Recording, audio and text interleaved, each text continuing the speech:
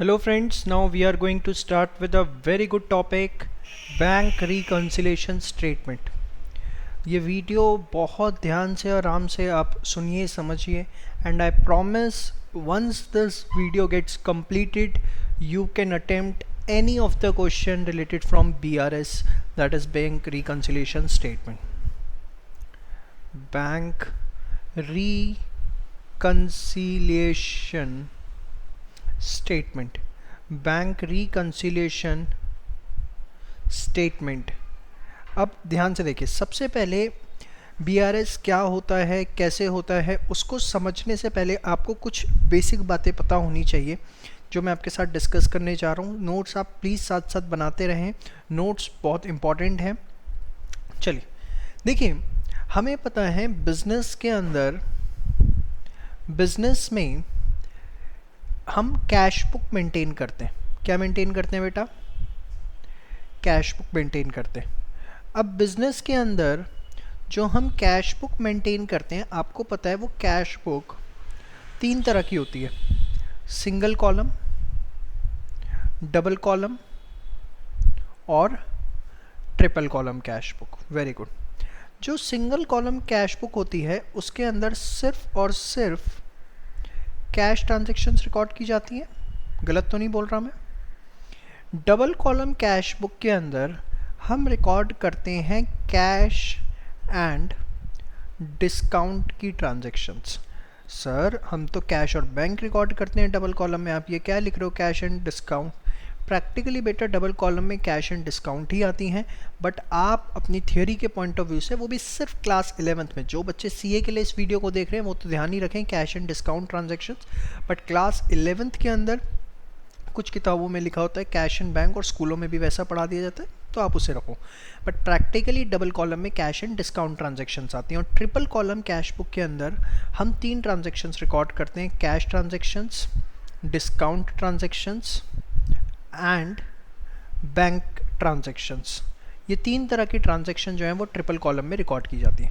तो can I से, जो ये मेरा मकसद था इसका पूरा बताने के पीछे वो ये था, कैन आई से कि बिजनेस के अंदर जो बैंक की ट्रांजैक्शंस होती हैं, जितनी भी बैंक से रिलेटेड ट्रांजैक्शंस होती हैं, वो हम रिकॉर्ड करते हैं in bank column of cash book. कहाँ रिकॉर्ड करते हैं? Bank column of cash book में। सबसे पहली चीज़ आपको ये समझ में आनी चाहिए कि बिजनेस के अंदर सारी बैंकिंग ट्रांजैक्शंस कहाँ रिकॉर्ड होती हैं? In the bank column of cash book.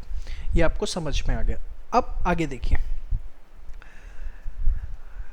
जो हम अपनी बैंक की ट्रांजैक्शन अपने bank column of cash book में रिकॉर्ड करते हैं, same data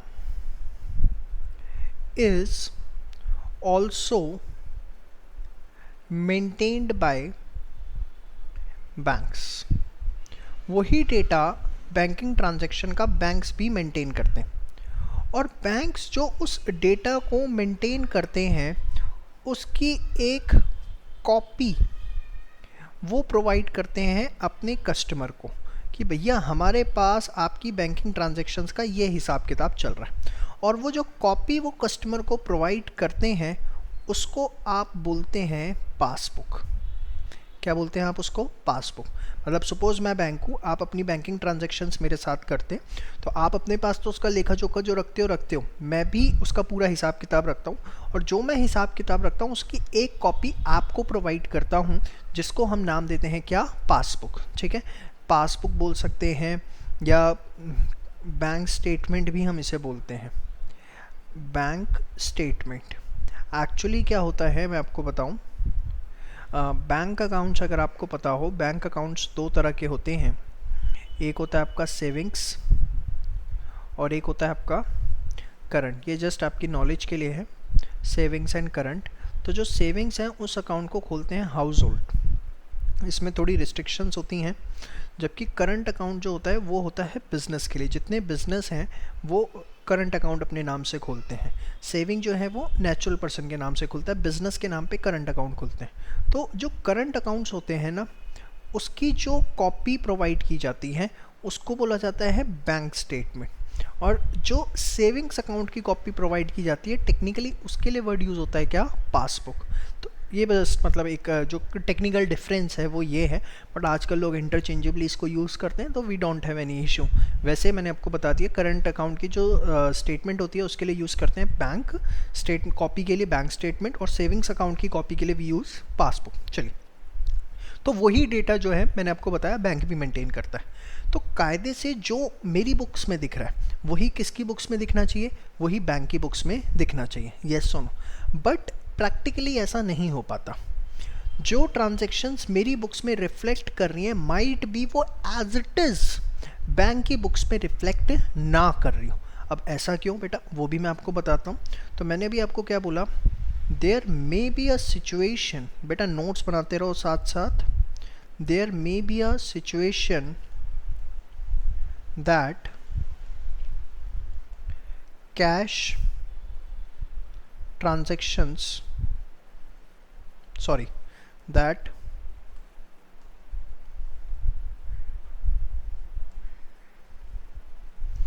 bank transactions as appearing in cash book may not be same as appearing in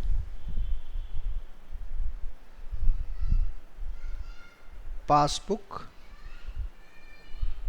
or you can say bank statement. समझ में आ रहा है बेटा मेरी बात? अब ऐसा क्यों, इसके कारण मैं आपको समझाऊंगा।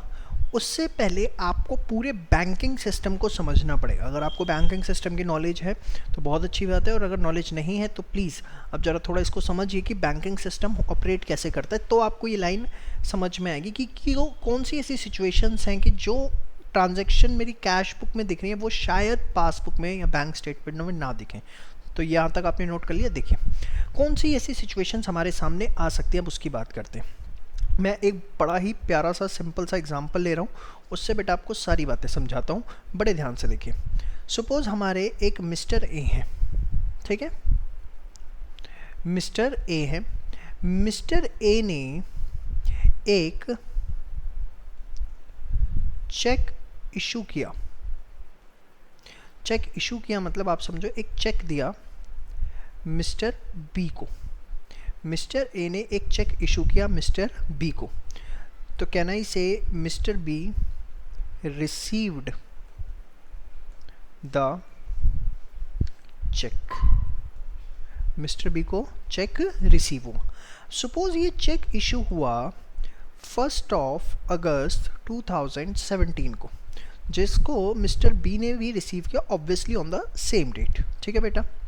तो होगा क्या, the moment mister A will issue the cheque, जैसे ही मिस्टर ए चेक को इशू करेंगे same day that is on 1 अगस्त 2017 he will record the transaction. वो उसी दिन इस ट्रांजैक्शन को रिकॉर्ड करेंगे। कहाँ रिकॉर्ड करेंगे, आराम से एकदम रिलैक्स होकर, कोई जल्दी नहीं है। ही will record the transaction in, कहाँ पर, कैश बुक। कैश बुक में कहाँ पर सर, बैंक कॉलम में। कहाँ पर, बैंक कॉलम में। समझ में आ रही है मैम? बैंक कॉलम में वो उस ट्रांजैक्शंस को रिकॉर्ड करेंगे। अच्छा वेरी गुड। अब इनको चेक मिला है, रिसीव द चेक, तो ये कहाँ रिकॉर्ड करेंगे सर, ये भी अपनी कैश बुक में रिकॉर्ड करेंगे। कहाँ पर, बैंक कॉलम में। और किस साइड, डेबिट साइड। क्यों, चलो बताओ सर, इनके पास पैसा आ रहा है, इनका पैसा जा रहा है, तो ये किस साइड जाएगा, क्रेडिट साइड। Very good. अब हुआ क्या, मिस्टर बी को चेक मिल गया।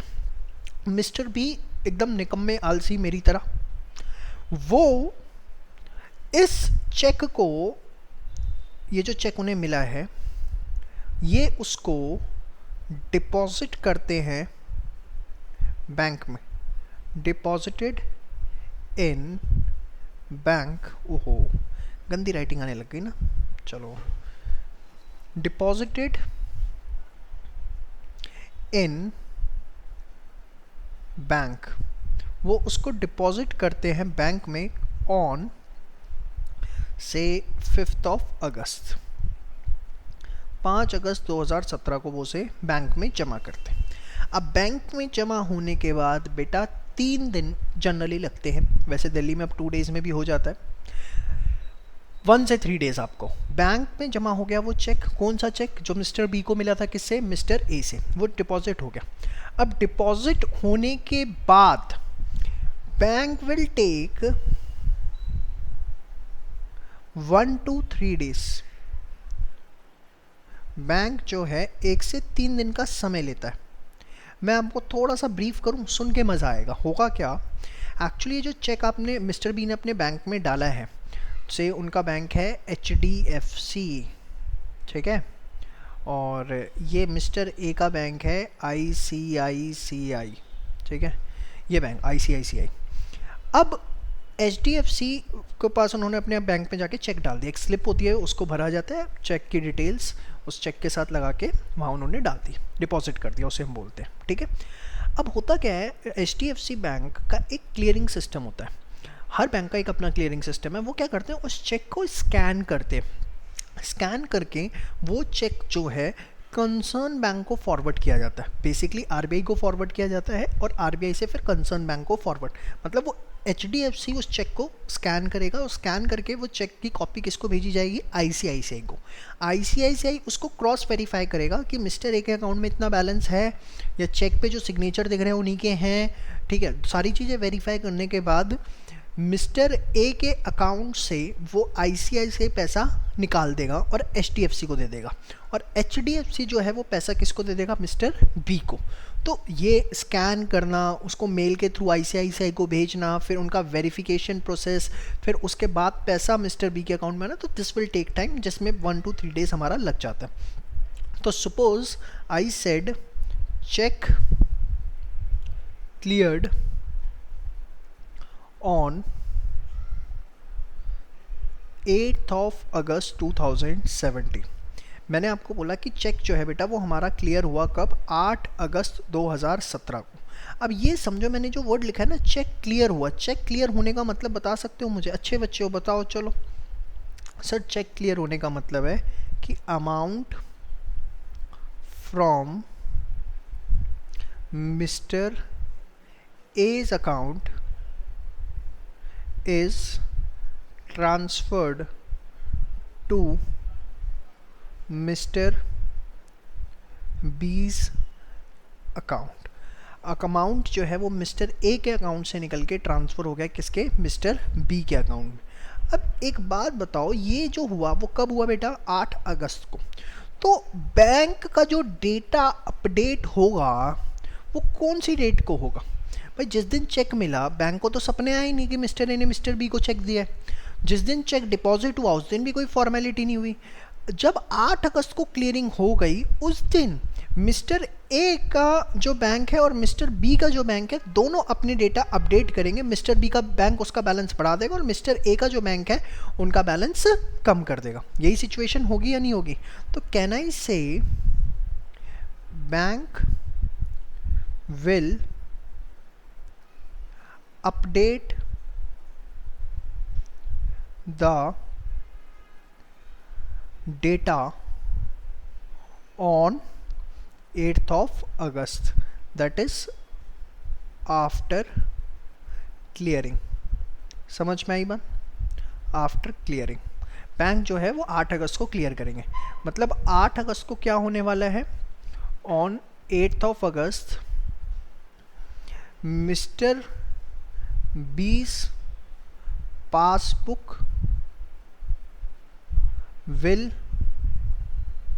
reflect the increase in balance, yes or no?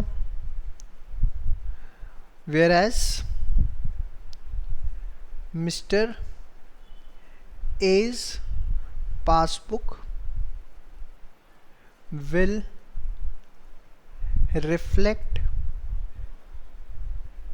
the fall in balance. Yes और नो?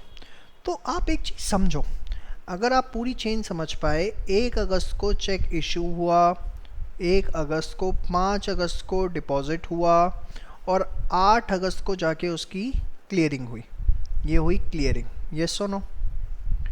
ये इस दिन क्या हुआ था? डिपॉजिट। और इस दिन चेक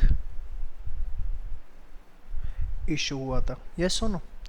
तो इस दौरान जिस दिन चेक इशू हुआ उस दिन ट्रांजैक्शन आ गई कैश बुक में, बट जिस दिन चेक क्लियर हुआ उस दिन ट्रांजैक्शन आई पासबुक में। तो बताओ 1 अगस्त से लेके 8 अगस्त तक बैलेंस जो है मिसमैच करेगा, हाँ या ना? समझ रहे हो? बैलेंस मिसमैच करेगा किसका? कैश बुक का एंड पासबुक का। समझ में आई बात? तो आपको मेरी ये वाली लाइन समझ में आ रही होगी, there may be a situation that bank transactions as appearing in the cash book may not be same as appearing in passbook. तो आपको ये मेरी बात समझ में आती है कि बैलेंस कैसे मिसमैच करता है। अब बीआरएस का मकसद क्या होता है, अब मैं आपको समझाता हूँ। बैंक रिकंसिलिएशन स्टेटमेंट, पूरे 16 मिनट 38 सेकंड की वीडियो शूट करने के बाद बीआरएस का मतलब अब आपको समझ में आएगा। ध्यान से समझना बेटा। आज अगर आपने ये वीडियो पूरी शिद्दत से और कॉन्सेंट्रेशन से देख ली, चैलेंज करता हूँ 5 साल बाद भी बीआरएस बनाओगे ना तो आप भूल नहीं सकते कि बीआरएस कैसे बनानी है। ध्यान से समझो, अभी बहुत इंटरेस्टिंग बातें बताऊँगा इसके अंदर। और नोट्स प्रॉपर बनाना। और वीडियो पसंद आ रही तो अभी पहले थम्स अप, लाइक करो उसे फटाफट पहले हैं, और लिखो कमेंट के अंदर कुछ अच्छी बातें। चलो कमेंट में मत लिखो, लाइक करो फटाफट। और एक और बात, अगर वीडियो पसंद आ रही है दोस्तों के साथ ज़रूर शेयर करो। ये नहीं है कि सिर्फ अपना भला किया और छोड़ दिया। जो स्कूल के व्हाट्सएप ग्रुप बने हुए हैं, फ्रेंड्स के व्हाट्सएप ग्रुप बने हुए हैं, आपको लगता है जिसको इस वीडियो से फ़ायदा मिल सकता है, ये भी एक भलाई का काम है। मैं कर रहा हूँ, आप भी करो, तभी मेरा मकसद पूरा हो पाएगा। हर बच्चे को एजुकेट करना और अच्छा एजुकेट करना है, हिंदुस्तान को आगे बढ़ाना है। बस कहने से नहीं होगा, करने से होगा। तो अगर वीडियो पसंद आ रही है फटाफट जरूर दोस्तों के साथ शेयर करो कि भाई बीआरएस देख ले, मज़ा आ जाएगा। हाँ चलो अब आगे। तो बीआरएस क्या करता है, बीआरएस का मकसद क्या होता है? पहली चीज़, बीआरएस एक पर्टिकुलर डेट पे बनाई जाती है। एक पर्टिकुलर डेट पे हम बीआरएस बनाते हैं। जनरली ये बनती है या तो मंथली वैसे बनती है, जैसे हमारे बिजनेस में भी मंथली हम बनाते हैं, या क्वार्टरली अगर बहुत छोटे बिजनेस हैं तो, ठीक है, या कई बार ईयरली भी बनाई जाती है। मंथली कैसे मर्जी बना लो। तो एक पर्टिकुलर डेट पे मंथ एंड में, क्वार्टर एंड में, ईयर एंड में बनाई जाती है। और हम क्या करते हैं इसके अंदर, ट्रांजैक्शंस आइडेंटिफाई होती हैं। कौन सी ऐसी ट्रांजैक्शंस है जिसकी वजह से कैश बुक और पासबुक का बैलेंस मिसमैच हो रहा है। Transactions are identified which are creating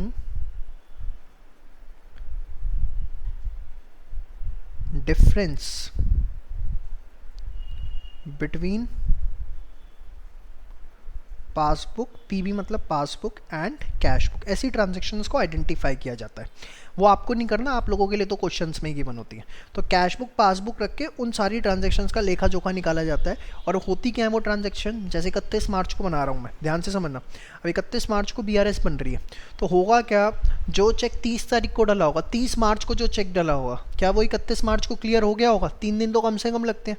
तो ट्रांजैक्शन डिफरेंस आने वाला है, येस और नो? तो transactions are identified which are creating the difference between passbook and cash book. और हम क्या करते हैं,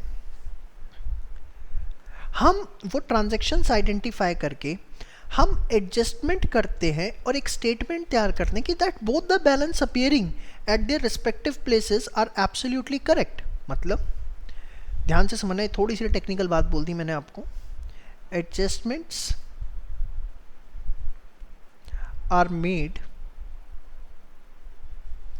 to reflect that both the balances are correct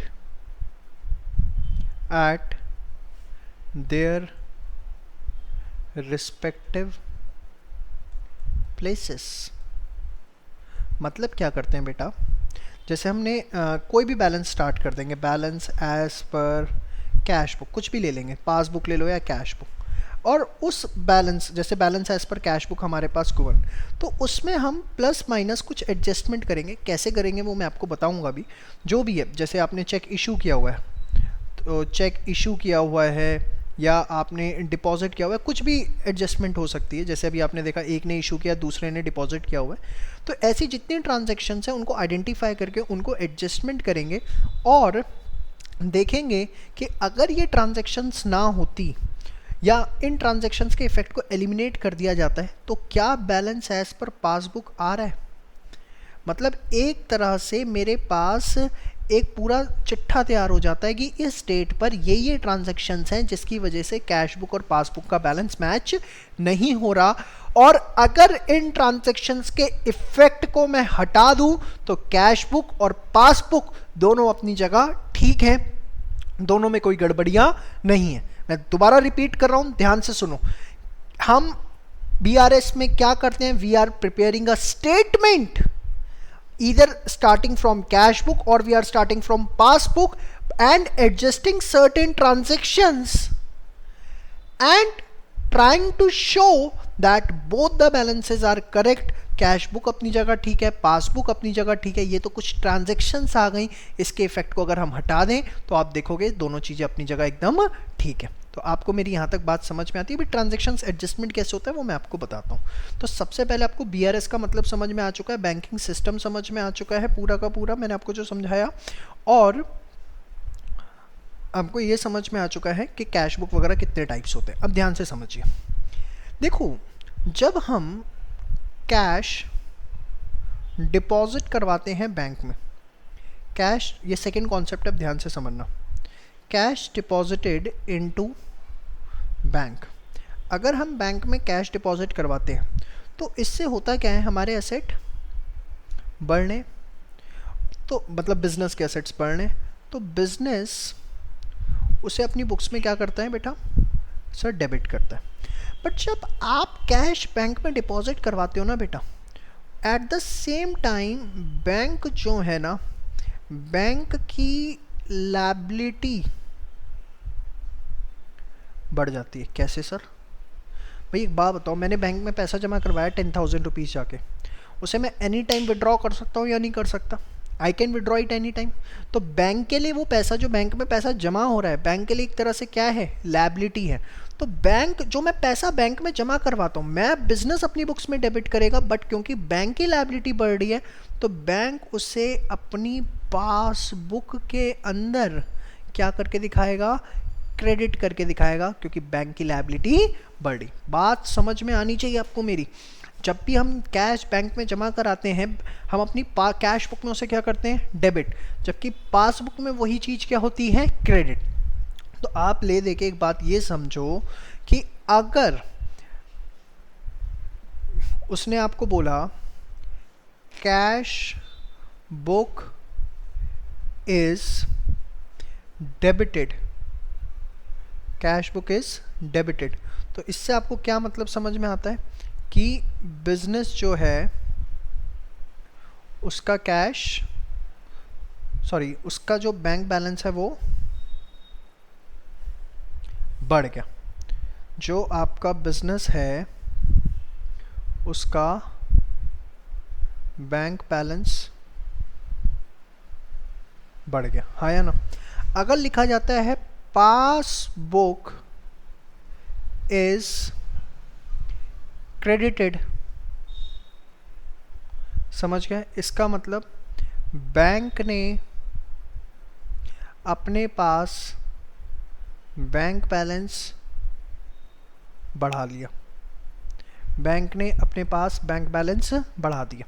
cash book debit हुई, मतलब बिजनेस ने अपने पास बैंक बैलेंस बढ़ा दिया, और पासबुक क्रेडिट हुई, जो चीज़ हम डेबिट करेंगे पासबुक उसको क्या करेगा, क्रेडिट करेगा, ठीक है। और दोनों का मतलब क्या होता है एक तरह से, कि बैंक बैलेंस क्या हो रहा है सर, बढ़ रहा है। समझ में आ गया? ये हो गया मेरा फर्स्ट कॉन्सेप्ट। सेकंड कॉन्सेप्ट,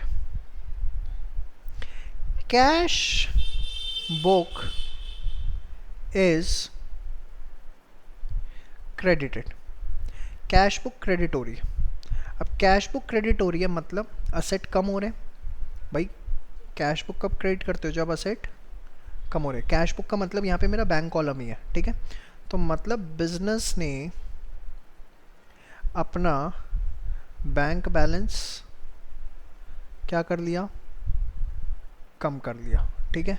और अगर लिखा हुआ है पासबुक इज डेबिटेड, अब देखो अगर मैं जाऊं और बैंक से कैश निकाल लूं तो मेरा बैंक बैलेंस क्या हो गया? कम हो गया। मेरा बैंक बैलेंस कम हो गया तो मैं उसे अपनी बुक में क्या कर दूंगा? क्रेडिट करूंगा। यस और नो?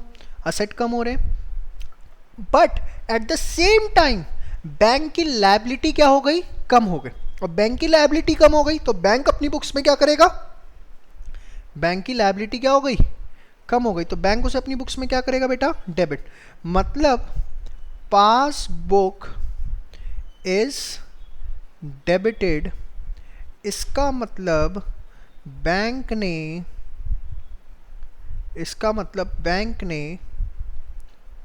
बैंक बैलेंस कम कर ली। तो जो चीज बिजनेस अपनी बुक में डेबिट करता है पासबुक में क्रेडिट होती है, और जो चीज कैश बुक के अंदर क्रेडिट होती है पासबुक के अंदर डेबिट होती है। क्यों? मैंने आपको बता दिया। कोई चीज अगर हमारे लिए असेट है तो बैंक के लिए लायबिलिटी है। हमारे असेट बढ़ रहे हैं, इसकी समरी तैयार करें, एक छोटी सी समरी, ये इंपॉर्टेंट है। पासबुक क्रेडिट हुई मतलब बैंक बैलेंस बढ़ गया। पासबुक डेबिट हुई मतलब बैंक बैलेंस कम हो गया। कैश बुक डेबिट हुई मतलब बैंक बैलेंस बढ़ गया। कैश बुक क्रेडिट हुई, बैंक बैलेंस कम हो गया। समझ में आया? हाँ या ना? अच्छा, अब ये चीज़ आपको हमेशा ध्यान रखनी है। और ऐसा क्यों? क्योंकि पासबुक में बैंक के लिए वो लायबिलिटी और कैश बुक में एसेट है। अब आगे बढ़ते हैं। देखो असेट का डेबिट बैलेंस होता है, तो can I say cash book balance as per cash book जो डेबिट होगा, मतलब balance as per cash book जो डेबिट होगा वो बैलेंस एज पर पासबुक क्या होगा बताओ? क्रेडिट होगा। और कैश बुक का बैलेंस है डेबिट, मतलब कैश पड़ा हुआ है, तो कैन आई से इट्स अ फेवरेबल बैलेंस। समझे मतलब? या पॉजिटिव बैलेंस। भाई कैश बुक के अंदर डेबिट बैलेंस है, मतलब क्या होता है इसका कि हमारे बैंक में पैसे पड़े हुए हैं। बैंक में पैसे पड़े हुए हैं तभी तो मेरी कैश बुक में असेट दिख रहा है, बैंक बैलेंस दिख रहा है। और बैंक के लिए क्या है? वो लायबिलिटी। तो पासबुक में क्या दिख रहा होगा? उतना क्रेडिट। कैश बुक में क्या दिख रहा होगा? डेबिट। और ये इसी को हम बोलते हैं फेवरेबल बैलेंस या positive balance. Balance as per cash book अगर क्रेडिट है, balance as per cash book credit है मतलब सर, हाँ ध्यान से समझो बेटा, जो करंट अकाउंट होता है ना, जो बिजनेसमैन खोलते हैं उसके अंदर उनको एक फैसिलिटी मिलती है ओवरड्राफ्ट की। कौन सी फैसिलिटी मिलती है बेटा? ओवरड्राफ्ट की। ओवरड्राफ्ट के अंदर क्या होता है कि बिजनेसमैन के पास ये चीज़ अलाउड होती है कि जितना पैसा उसने बैंक में जमा करवा रखा है उससे ज़्यादा इमरजेंसी की सिचुएशन में विड्रॉ किया जा सकता है। ओवरड्राफ्ट मतलब excess of withdrawn over deposits, कि हमने विड्रॉ ज़्यादा किया है, डिपॉजिट्स कम है, ठीक है। उसको हम क्या बोलते हैं? Current account. अब ध्यान से समझना, होता क्या है, सपोज अब मेरे बैंक में 10,000 रुपये पड़े थे, मैंने एक 12,000 का चेक दे दिया, बैंक ने उसे क्लियर कर दिया, मेरे पास ओवरड्राफ्ट फैसिलिटी थी। तो हुआ क्या, मेरा 2,000 रुपये नेगेटिव बैलेंस चला गया। मेरा बैंक बैलेंस नहीं बढ़ा हुआ, मेरा बैंक बैलेंस नेगेटिव है, उल्टा मैंने बैंक को देने हैं, तो मेरे लिए क्या हुई, लायबिलिटी। तो मैं अपनी बुक्स में, कैश बुक में उसे क्या करूँगा, क्रेडिट करूँगा। क्यों, क्योंकि मेरे लिए क्या हो चुकी है, ये लायबिलिटी, बैंक को पैसे मिलने हैं। तो बैलेंस एज पर पासबुक क्या होगा, वो डेबिट होगा। और ये मेरे लिए एक क्या है, अनफेवरेबल बैलेंस है। क्यों, बैंक को पैसा देना है। अनफेवरेबल बैलेंस बोलो या बोलो ओवरड्राफ्ट है। तो आपको ये मेरी कहानी समझ में आती है अच्छे से, ये हमेशा ध्यान रखना, आपको बड़ा फ़ायदा मिलेगा। एक ये याद रखना है आपको, और एक आपको ये मेरा बैंकिंग सिस्टम प्यारा वाला याद रखना है। दो बातें आपको ध्यान रखनी है। कैश बुक डेबिट है, मतलब बिजनेस ने अपना बैंक बैलेंस बढ़ा दिया, पासबुक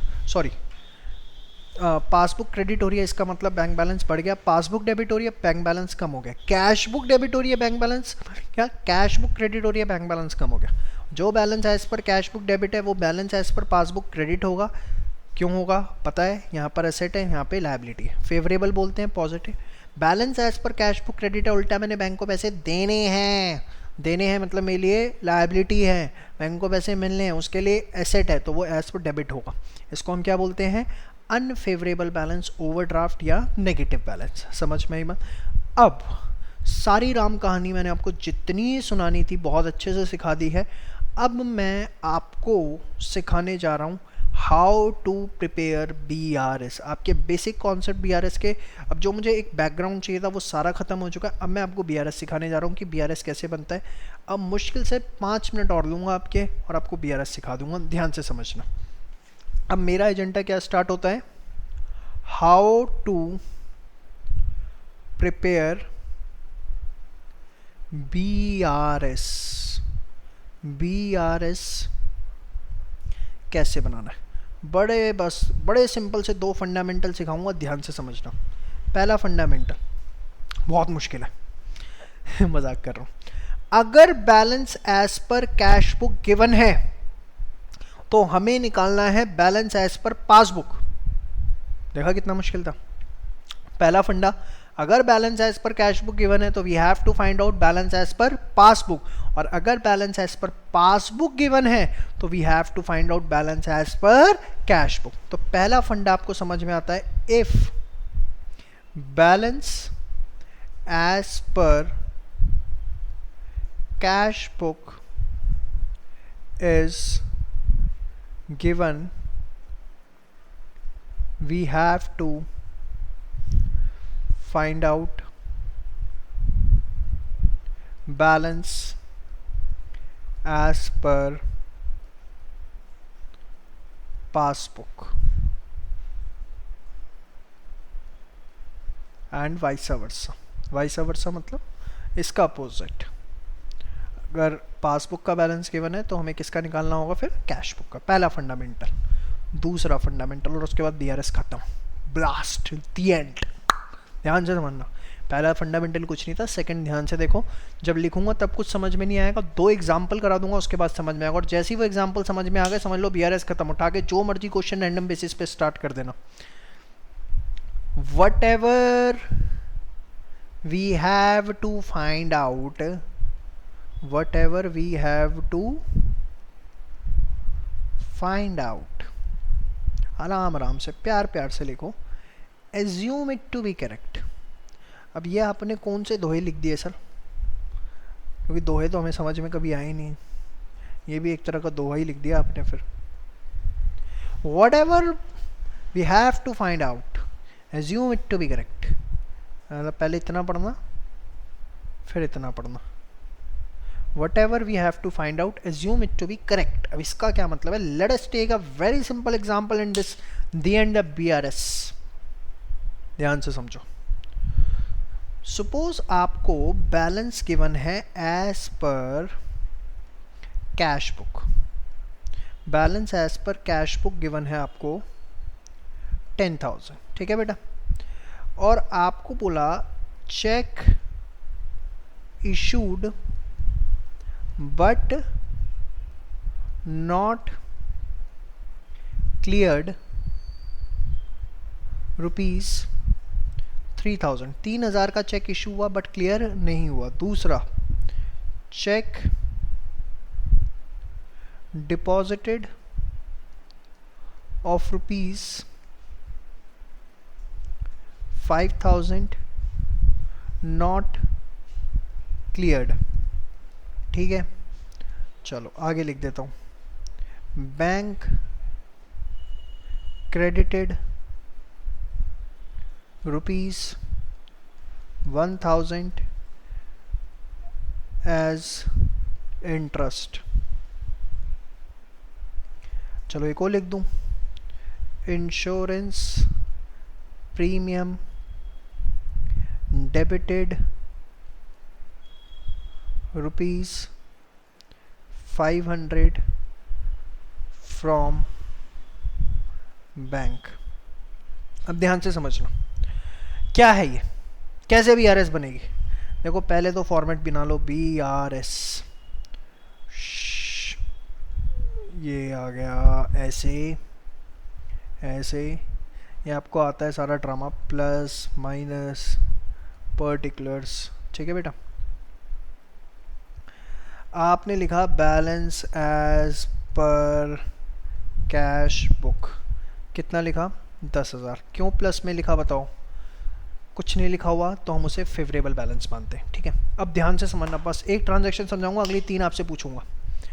मुझे एक बात बताओ, balance as per cash book 10,000 है। अगर balance as per cash book given है तो मुझे क्या निकालना है, बैलेंस एज पर पासबुक, क्योंकि जो गिवन है उसका अपोजिट निकालना है। तो कैश बुक गिवन है, क्या निकालना है, बैलेंस एज पर पासबुक। कहता है चेक इशू हुआ पर क्लियर नहीं हुआ। आराम से रिलैक्स हो जाओ, आराम से सोचेंगे। चेक इशू हुआ बट क्लियर नहीं हुआ।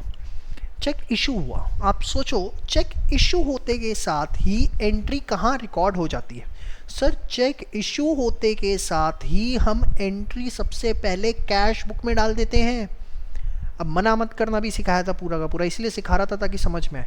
चेक इशू होते ही एंट्री सबसे पहले किस में चली जाती है बताओ, कैश बुक में। ये मेरी कैश बुक है, ठीक है, कैश बुक, सी कैश बुक। ठीक है, इस अब मेरी सबसे पहले एंट्री फिर कहाँ जाती है, कैश बुक के अंदर। कैश बुक चेक इशू हो गया, मतलब मैंने कैश बुक में एंट्री कर दी, कैश बुक क्या कर दी होगी, कम। बट नॉट क्लियर्ड, क्लियर नहीं हुआ, ये मेरी पासबुक है।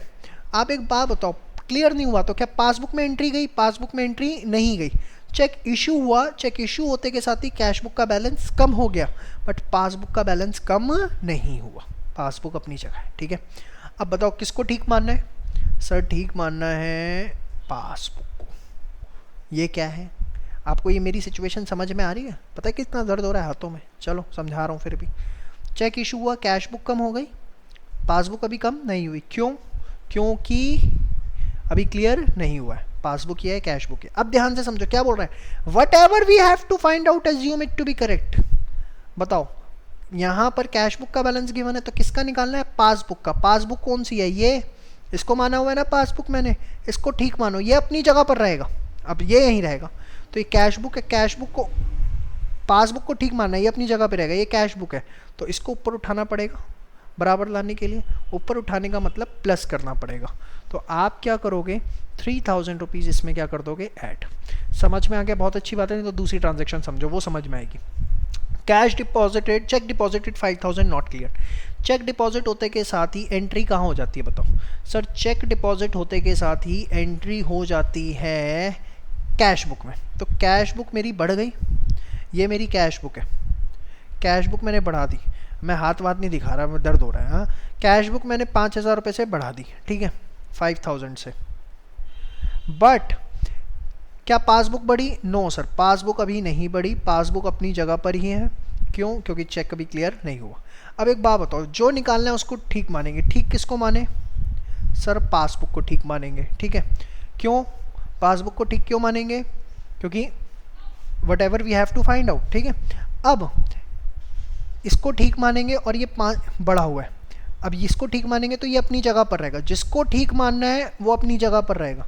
तो इसको इसके बराबर लाने के लिए आपको क्या करना पड़ेगा, कैश बुक ज़्यादा है, कैश बुक ज़्यादा है, पासबुक कम है, किसको ठीक मानना है, पासबुक को, तो इसको नीचे लेके आना पड़ेगा।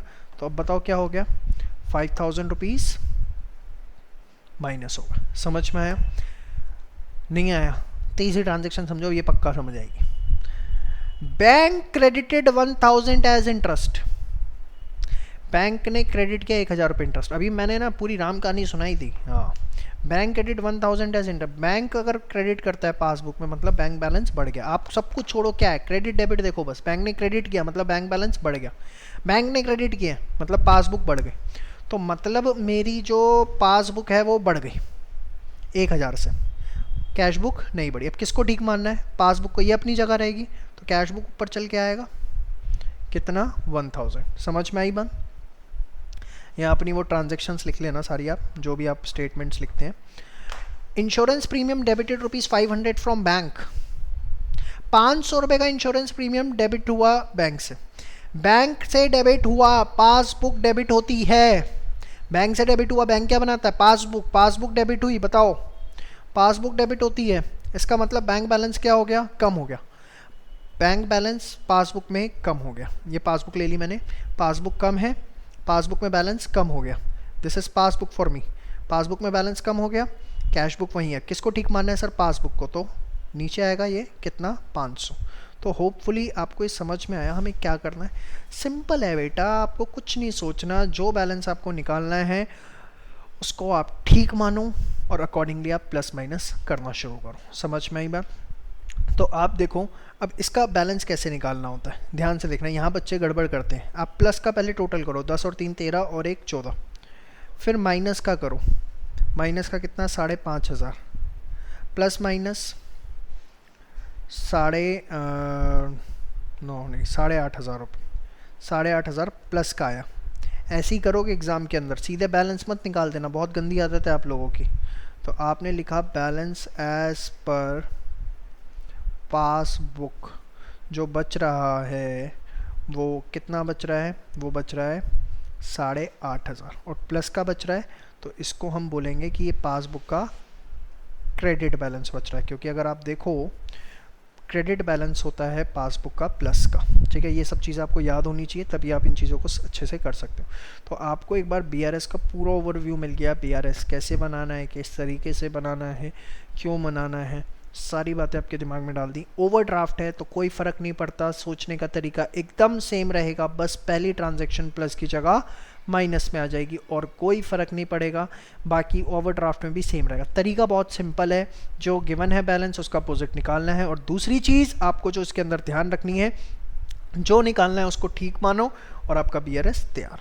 ठीक है जी, फिर बता रहा हूँ, वीडियो पसंद आई लाइक ज़रूर करो and please share it with your friends, जितना आपके लिए पॉसिबल है। स्कूल व्हाट्सएप ग्रुप में, फेसबुक पे प्लीज़ इसे शेयर करें ताकि दोस्तों को बात पहुंचे, हर बच्चे तक ये बात पहुंचे कि एक अच्छी education through YouTube and absolutely free of cost we can get it. यह आपकी हेल्प भी करती है, रिवीजन भी होती है, कॉन्सेप्ट भी क्लियर होते हैं, आप एक परफेक्ट कॉमन स्टूडेंट बन पाते हैं। ठीक है, बाकी आपके जो भी सजेशंस हैं वो आप व्हाट्सएप, फेसबुक या इसमें मैसेजेस या कमेंट्स के थ्रू आप मुझे भेज सकते हैं। सजेशंस को जैसे जैसे इम्प्लीमेंट करने की कोशिश मैं करूँगा। आपकी कोई स्पेसिफिक डिमांड है चैप्टर की, वो भी आप ज़रूर लिखिए, उसे हम कोशिश करेंगे जल्दी से जल्दी रिकॉर्ड करके यूट्यूब चैनल के थ्रू आपको अवेलेबल करवाएँ। ठीक है जी, थैंक यू सो मच।